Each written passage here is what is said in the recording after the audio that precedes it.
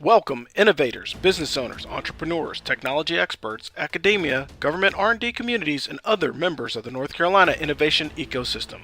This is Defense Technology Talks, hosted by the North Carolina Defense Technology Transition Office, or NC DefTech. In this podcast, we will showcase various technologies with local and national experts who aim to solve complex national security problems. In the coming weeks, we will highlight North Carolinians with the potential to, or those that have positively contributed to enhancing the capabilities of our warfighters, law enforcement, and first responders.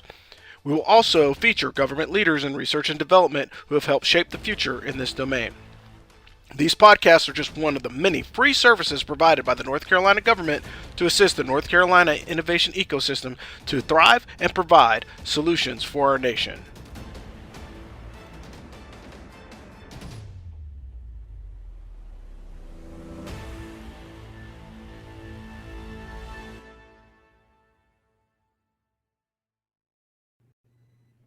Welcome back, ladies and gentlemen, to another episode of Defense Technology Talks. I have my colleague Bob Burton here. I'm Rob Robinson from the North Carolina Defense Technology Transition Office.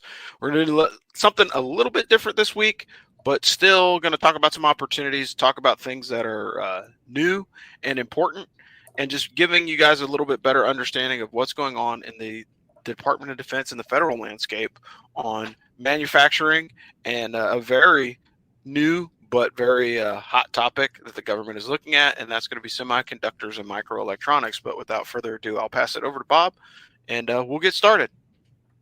All right. Thanks, Rob. All right. Lots to discuss today, but what we want to do is we want to go through the national technology areas of interest. You hear us talk about those in the coffee call and the various ops updates. What we want to focus on is a technology area per month. So this month we're focusing on microelectronics, and I actually had a company reach out to me this week that is doing a lot of great work in microelectronics, but hasn't worked with the military.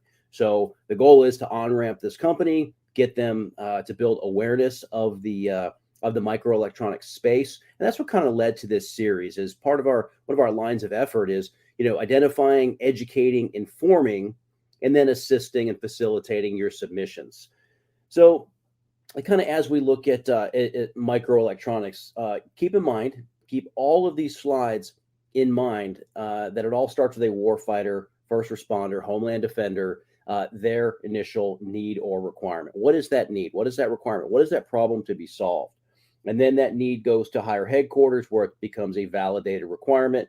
Dollars are allocated to that requirement. It then goes out in an RFP or an opportunity, a commercial solution opening, an SBIR topic, in order to speed the production of that technology. In this case, microconductors and semiconductors, microelectronics, to create a specific capability. Of course, all of these entities are going after these technologies, and we're seeing these opportunities every day. What we want to do is we'll do a quick crosswalk to see what the national emphasis is, what's the national risk on microelectronics. And of course, there's several potential risks associated with microelectronics that are made overseas. And we'll see this in some of our national documents. Quality control is one. Microelectronics made overseas may not be the same quality of control.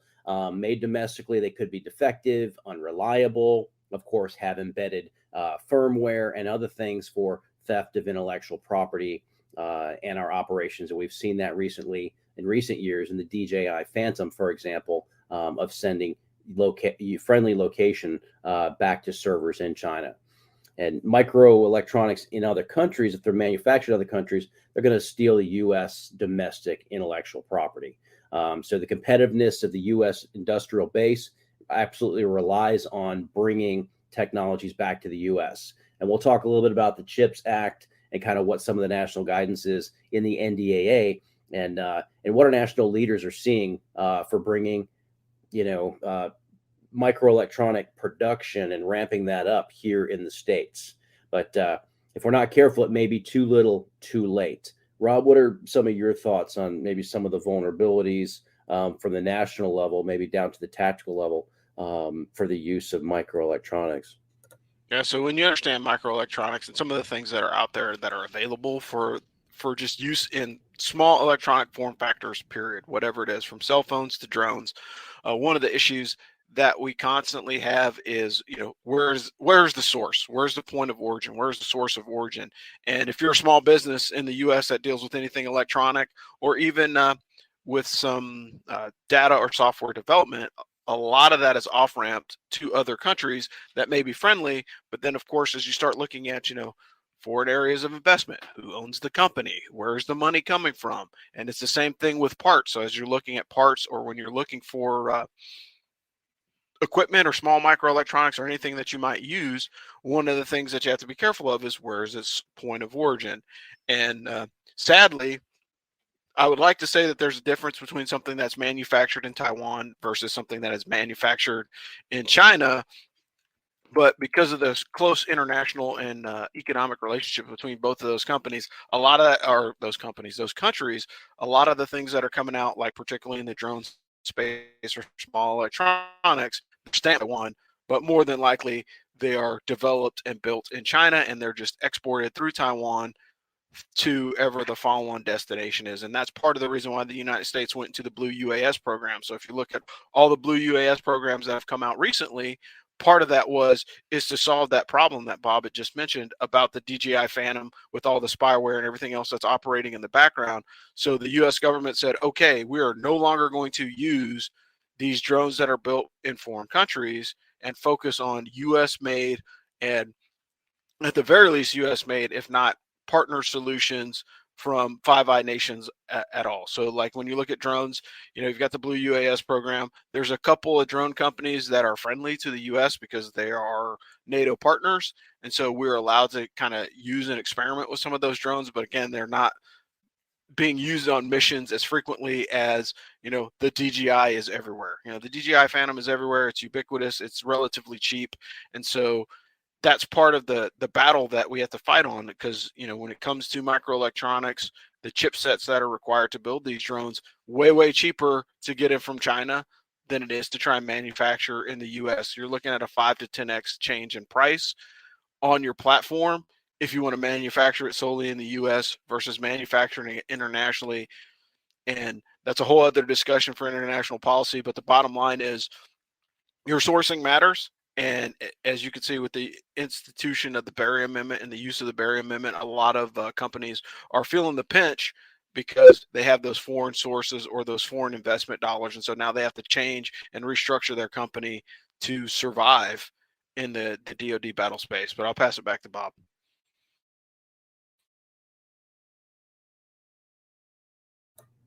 All right, great feedback. Thanks, Ron. And we'll talk a little bit more about supply chain and other things.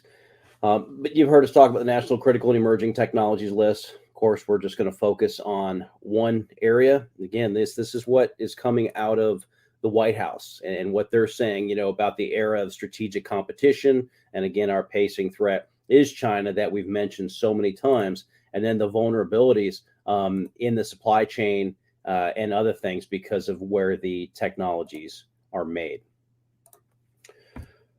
So we're gonna do that crosswalk down. So we've looked a little bit at the technology areas, priority areas out of the White House. You saw microelectronics and semiconductors kind of built in together, even though there is a difference on that. And we'll talk about that in a little bit. But also notice the effective adoption areas. These are ready to be adopted and are adopted right now. This is USD R&E for Undersecretary of Defense. And we talk a lot about these critical technology areas. Matter of fact, these technology areas are the premise for this particular discussion. Now, also notice the advanced manufacturing, semiconductors, next-gen networks, AI, all in the contested space. If you caught our episode last week, you heard us talk about this contested space and where we are gaining. Yes, but that's over the next 5 years in particular for semiconductors. But again, what does that mean? It means supply chain disruptions, cybersecurity, microelectronics made overseas currently may be vulnerable to cyber attack, which could compromise security of military systems. As Rob mentioned, that dependence on foreign sources, over reliance on these sources for microelectronics leads to dependencies. And there could be potential restrictions in the future, especially with blockade or invasion of Taiwan, which appears to be top on our pacing threats list of things to do. And again, it's important to understand these risks in this contested space is not exclusive to microelectronics, but we've got to look at the trade-offs right now as domestically made microelectronics, the investments that are being made to grow that part of the defense industrial base, and then what if we're cut off before we're ready as we continue to deplete stockpiles of critical military equipment currently in support of Ukraine and other global operations. Can we build it fast enough? Rob, some of your thoughts on the contested space and kind of where we need to go with some investments? Yeah, again, and we mentioned it before. We talked about this in the previous podcast that we did, was discussing how it's a whole government approach for our adversaries, but for us, there's a large separation. The valley of death is not just from commercial organizations trying to get into the Department of Defense. It goes the other way as well. And so that big void between commercial industry and the ability for that industry to tie into the federal operations space, whether that be, with artificial intelligence or next gen networks, semiconductors, and advanced manufacturing, all those things, there's a huge gap in the US. And the reason why there's a huge gap is because a lot of this is being done by academia or industry, but it's not translating well into the Department of Defense because of, cost or whatever parameters that are preventing those technologies from getting into the US government. That is a huge problem for the Department of Defense, because again, research and development dollars are being pushed into industry rather than coming from the Department of Defense, as previously discussed. And China, Russia, North Korea, and Iran, it's integrated into their culture. So if there's a new technological revelation that happens in the big four, usually the government's going to get it first, and then it's going to trickle out into society because the priority is their national defense and accomplishing their national end states when it comes to operating abroad. So being able to keep an edge on a lot of this technology for the U.S. is very important to overall success. But the other part of it is its overall growth in industry, because again, as China grows, the government grows all these programs, versus as industry, look at, Meta or any of the other large technology companies that we have in the US. And like, yes, they're going through a slimming down process right now because of economic stuff, but even still, all that cutting edge technology that they're developing, they're trying to bring into the government, and the cost to do that is very, very expensive. And also it's very, very problematic because, flash to bang on a palm cycle could be between 5 and 7 years. And because we don't have a solid way of doing a national budget, those R&D dollars may or may not get redirected into other programs depending upon what's going on politically in the country as well. But I'll pass it back over to Bob. All right, we'll continue through, but basically kind of in conclusion, especially if we look at the contested space, microelectronics are a critical technology that play a key role in modern society, the economy, national security, and our ability has got to increase in manufacturing, production, and securing microelectronics and semiconductors. So just to kind of delineate and break these apart, we've got just a couple information slides. When you look at microelectronics and semiconductors, you tend to kind of think of them as the same thing or very, very similar. But microelectronics and semiconductors are related but distinct technologies that are used in many military applications. Microelectronics are the technologies of miniaturizing electronic circuits, such as found in computers and other electronic devices. And these technologies can be used in military applications, such as guidance systems, navigation systems, communications, of course. And semiconductors are those key components of microelectronics that are materials with electric connectivity between them, of that of a conductor and insulator, used to make transistors, basic building blocks of electronic circuits. Semiconductors then used in a wide variety of military applications, including radar systems, electronic warfare systems, guided weapon systems. So quick in summary on the background, microelectronics technology of miniaturizing electronic circuits, and semiconductors are a key component of that technology. And both are used widely in military systems. So when you see a microelectronic opportunity, you have to consider that it's probably tied to a larger system or a system of systems. What is the technology trying to accomplish? Is it an electronic warfare system? Is it a radar? Is it a vehicle system? Is it one of hundreds, even thousands of microelectronic and circuit boards on board of a jet or even a tank? So the more electronic we make things, from decision-making tools, augmented and virtual reality, all those things, they require these microelectronics and semiconductors. So we've really gained a tremendous, dependence upon these types of technologies. Rob, you want to make any key distinctions or points on the difference between and the importance of knowing the difference between microelectronic semiconductors and their role?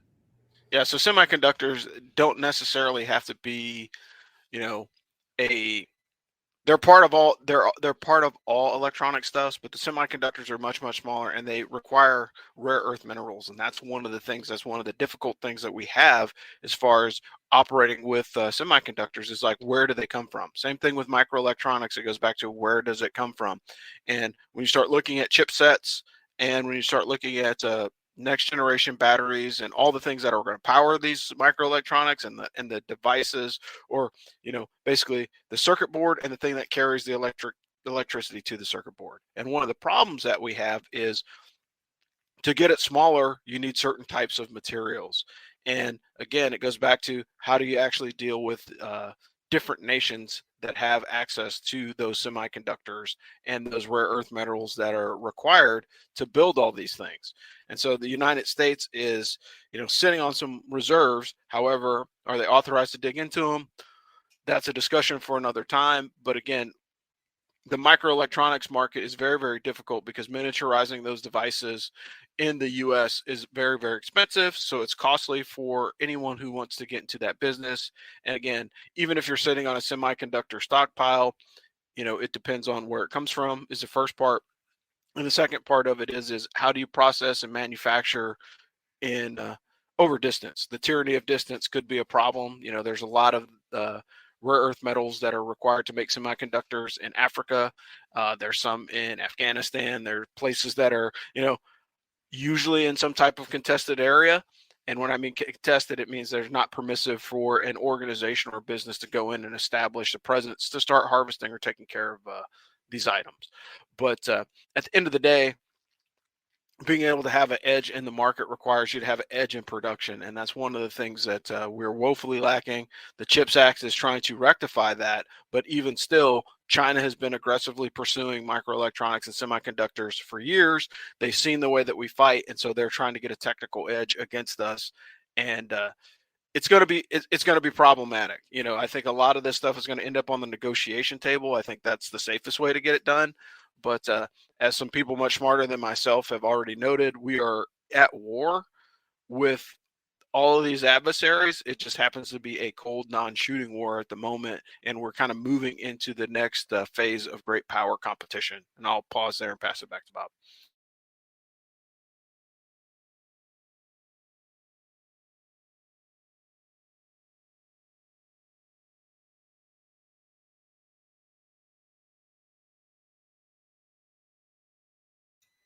You're muted, Bob.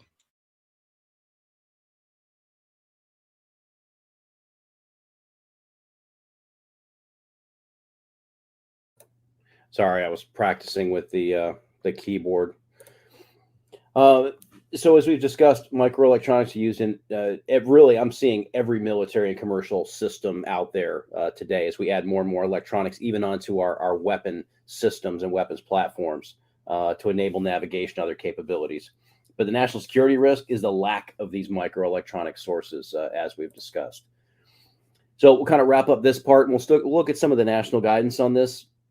But the government is working closely with industry, academia, and other government agencies.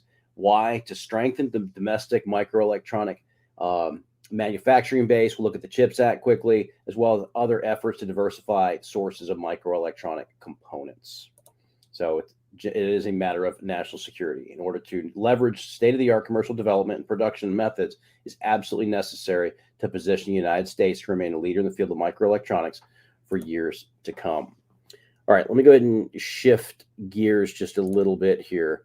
Got our national security documents. We'll pull those up and we'll do a quick crosswalk. Let me close this. Give me just a second here. All right. For the national security strategy that came out last year, the president addresses microelectronics. You saw it in his national security priorities and the national critical and emerging technology areas. Basically, these are areas that we need to invest in to maintain U.S. competitive and strategic advantage. So the workforce strategic sectors has got to grow. So now we're talking workforce development. Let's say you had the microelectronic production factory. Now you need workforce and developed workforce in order to run those facilities. Also, with bipartisan support, modern industrial strategy. Be interested to take a little bit more look at that. But what we're going to talk about, look at, is the historic investments in particular microelectronics. President goes on to talk about especially microelectronics means working with allies and partners to harness new scale technologies. And I like Rob's point with the rare earth elements, those components that make up the microelectronic semiconductors. But we have to work with our allies to mine and extract and integrate those technologies. Plus, a lot of the microchips are made in Taiwan presently, as we on-ramp and increase investments in our domestic industrial base. And of course, advanced computing and quantum technologies, which are not possible without these microelectronics. So now that we've taken a look at the national security strategy, we'll do a quick crosswalk and see what the emphasis is for DoD in the national defense strategy, making the right technology investments in microelectronics. And this is kind of interesting, the comment by Secretary Austin.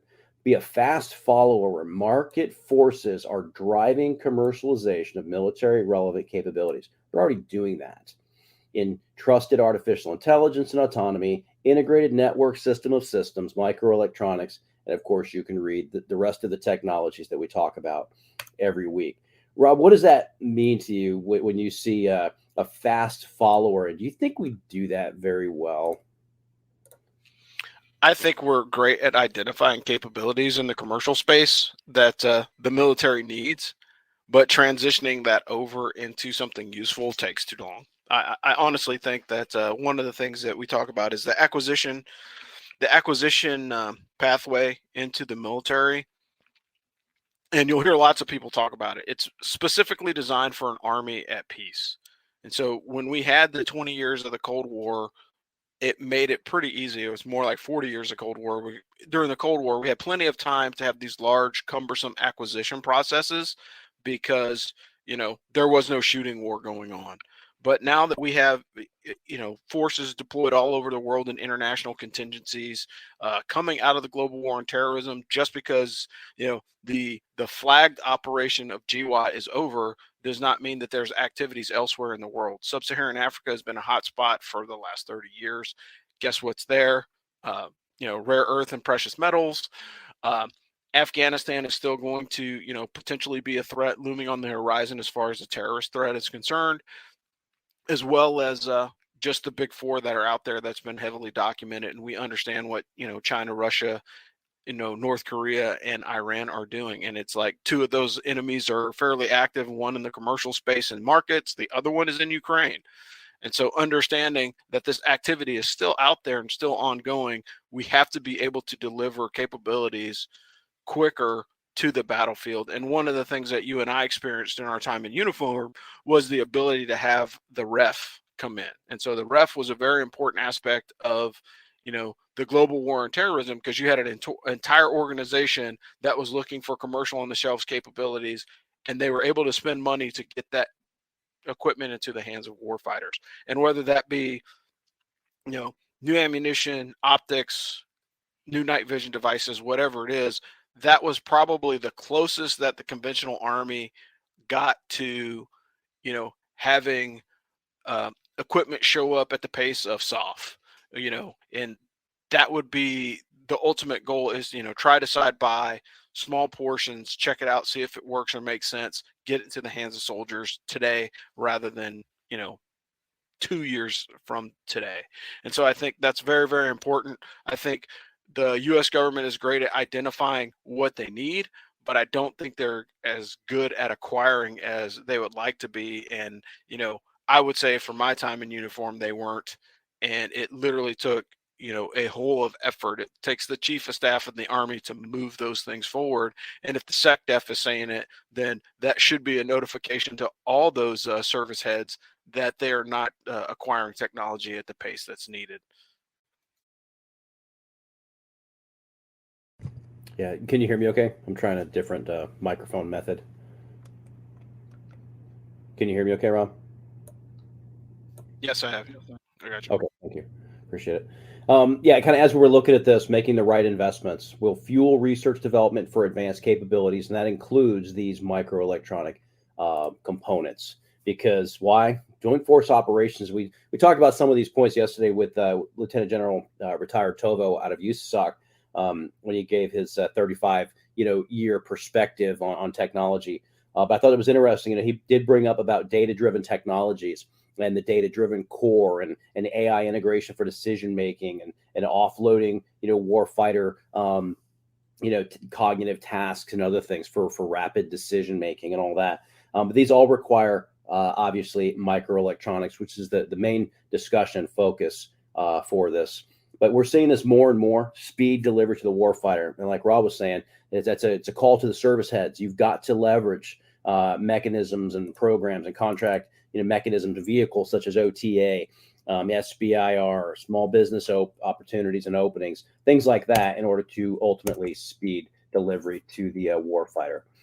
SecDef goes on to say modernizing production capacity for non-nuclear components companies encompasses microelectronics, their components. And again, that requires space. It requires investments in infrastructure, in workforce, kind of as we've discussed. So we'll continue on through our national documents. Okay, now let's see if the dollars line up. And I always kind of like to do this. Okay, are the services putting the money where the emphasis or where the requirement is? Achieving enduring advantage requires investments in the nation's defense industrial base in microelectronics. I'm going to continue this search. You've seen us go through this document. I hope you'll take time to go through this.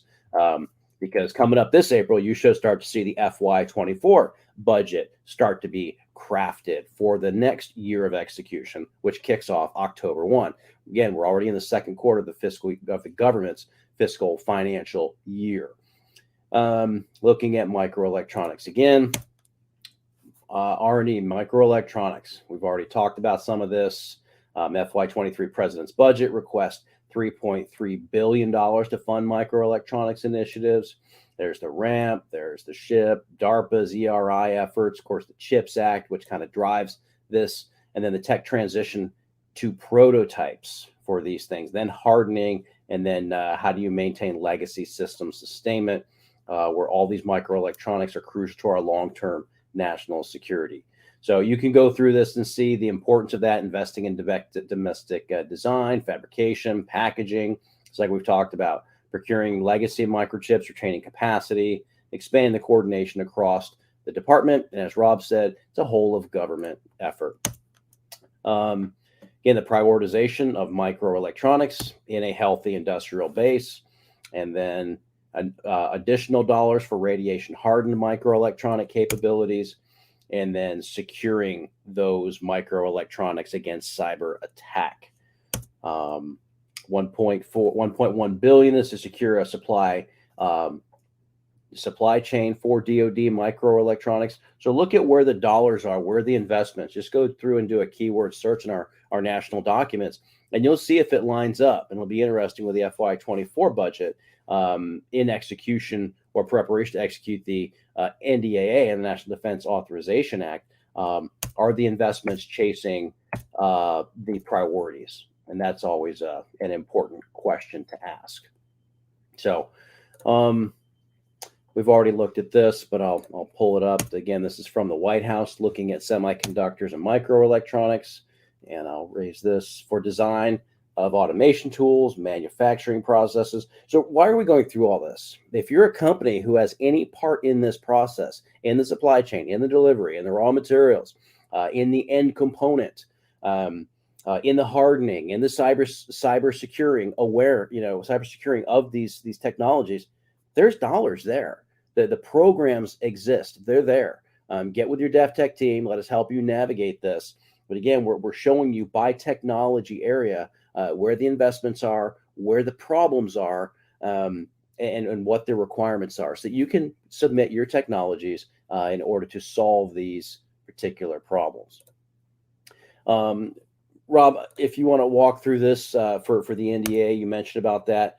This is kind of a summary, and I'll let you kind of hit these, and I'll hit the next tab here in a sec if you want to talk through these highlighted areas. And again, the NDA is there. It's pretty clear. We've got to get after microelectronics. Yeah, we've been talking about this the whole time. So the biggest thing is understand that microelectronics is now an important aspect of everything that we do. And part of the reason why it is, and it goes back to the previous discussion, is that it's been so far removed from our manufacturing for so long that we have to do something to change that. If we're not doing something to change that, we are at risk.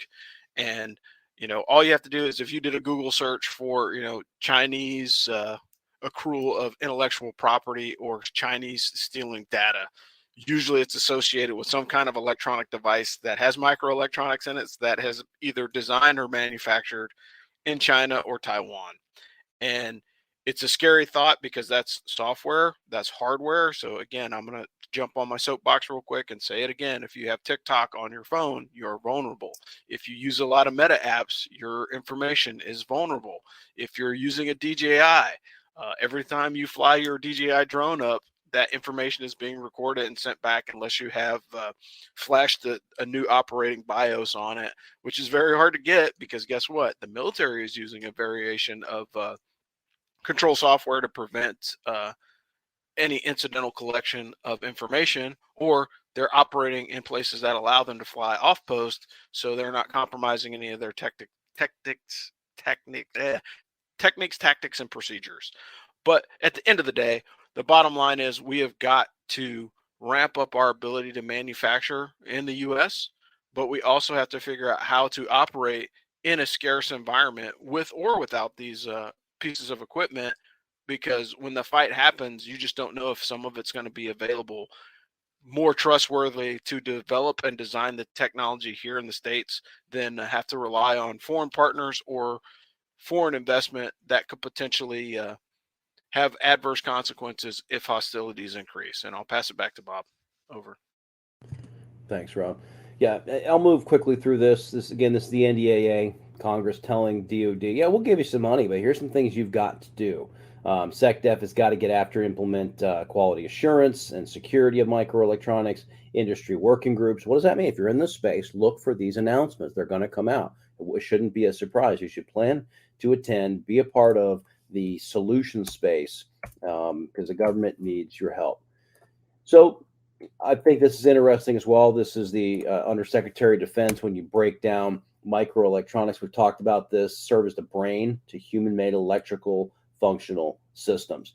What we're going to do, we're going to take these different components by technology area. We'll pull them together into a report, and then you'll have an opportunity to kind of deep dive each technology area. So now that DoD has been told to get after it, hey, who do they turn to? DARPA. DARPA, we need your help to get after this. Well, what does that mean for DARPA? It means microsystems, and they've got an entire series of open BAAs that are multi-year broad agency announcements, and it talks about the advancements of devices, device scaling, and other things for microelectronics. So again, you can just go through these documents, search them, materials to enable the next generation of microelectronics. We're going to look a little bit, and we'll speed this up because you can go through and, like Rob said, do your own Google search. But we're kind of pulling from the sites that we look at and some of the national documents. The CHIPS Act, we talked about this, that U.S. semiconductors historically dominated.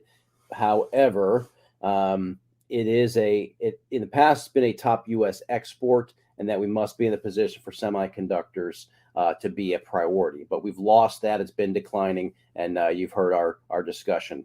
And then how even as far back as 2021, NDAA, this has been an effort to get after these through the CHIPS Act, to get after onshoring of production capability. We talked about the critical technology areas.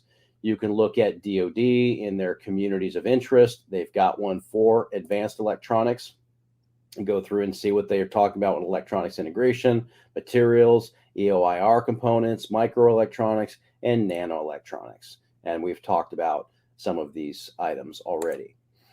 What has DoD done? Okay, based on guidance from NDAA, from the president, the White House, is the Microelectronics Commons. And this is starting to shape up. Since they've been tasked, they've stood up this Commons, which is pretty interesting. Seems to be they've outsourced it to the NSTXL in order to conduct things such as capability pitch days, get out and scout industry, academia, for those who are doing microelectronics, looking for commercial leap aheads in this space. Why? Because the investments in R&D are not made by the government like they used to. They're being made by industry. So this is an opportunity to get after it. Microelectronic Commons. If you're in the microelectronic space, you should be in this Commons and sign up for the notifications so that you can be a part of enabling, developing, bridging, expanding, and enhancing microelectronic applications, education, training pipelines we talked about with the workforce to bolster the microelectronics engineering workforce. So we talked about the broad agency announcements from DARPA.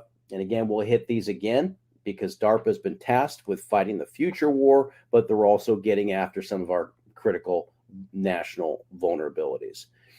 So, Rob, I'm going to go ahead and stop sharing, and maybe we can kind of wrap up with any final thoughts or comments to kind of bring this session and this series, because we'll continue this every month so we can get after all of the critical technology areas that the nation needs to shore up national security.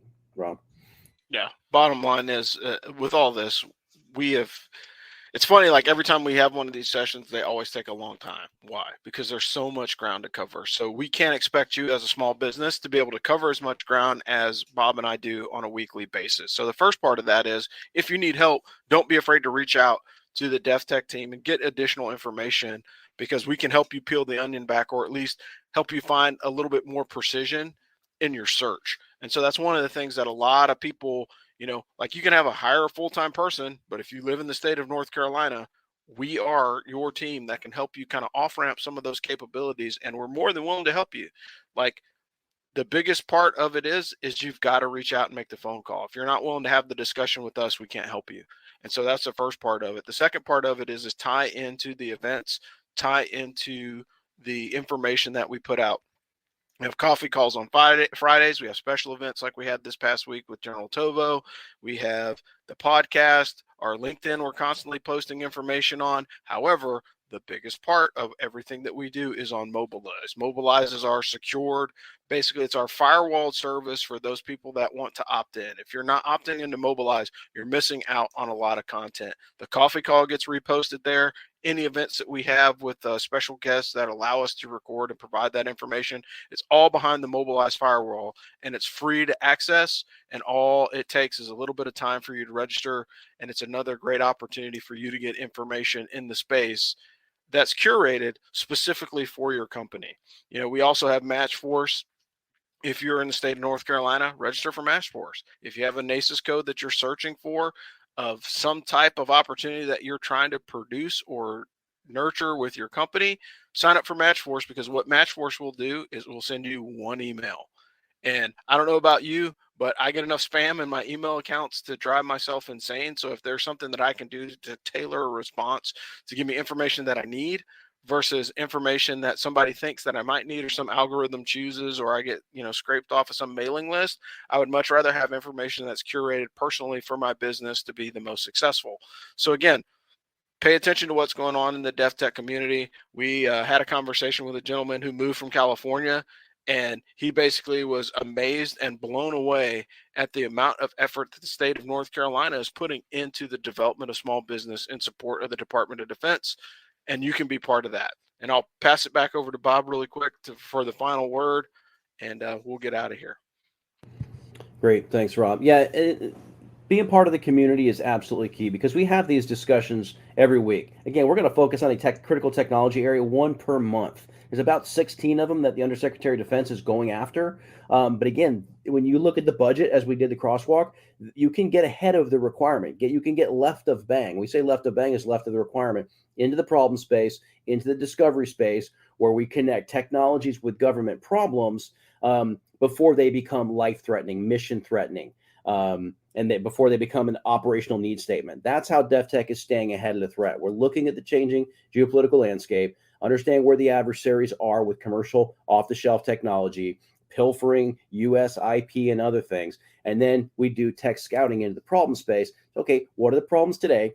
Red teaming adversary is where do we need to be in the future? Where are we going? And to position our North Carolina innovation ecosystem left of bang in the problem space is absolutely key. But you got to be a part of the discussion. I hope you'll be part of the coffee call tomorrow. We'll drop that link in the chat so that you can listen to the National Security Innovation Network and what some of their needs are directly under DIU, or the Defense Innovation Unit. So there's no shortage of opportunities. There's a lot of work, and we need your help, your technology. Get in the game. Thanks. Yeah, so again, for my colleague Bob Burton, I'm Rob Robinson from the North Carolina Defense Technology Transition Office. This has been your episode of Defense Technology Talks. We look forward to supporting you in the future. Sign up for Mobilize. Check out all of our other information that we have, and I guarantee you it'll be worth your time, because there's no such thing as a free lunch, and we get that. However, if you sign up and take that little bit of time to be part of our organization, you'll gain more than you'll lose. And I'll just say that. And we'll wrap the show up, and we'll see you guys next week. Thanks. Thanks for listening to this week's episode of Defense Technology Talks, hosted by the North Carolina Defense Technology Transition Office, or DefTech. The full version of this presentation has been uploaded to our Mobilize platform. Mobilize is another free service that we provide to access more national security business and collaboration opportunities. You can also sign up for more information at deftech.nc.gov. Join us again soon for our next podcast, coming to a platform near you.